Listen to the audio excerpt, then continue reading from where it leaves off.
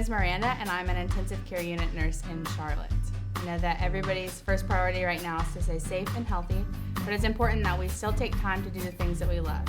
For me, one of those things is baking. So today I'm practicing social distancing with my boyfriend and our state magazine cinematographer, Dylan. We're here in our kitchen. We're gonna make our state's favorite chocolate cream cheese pound cake with royal icing.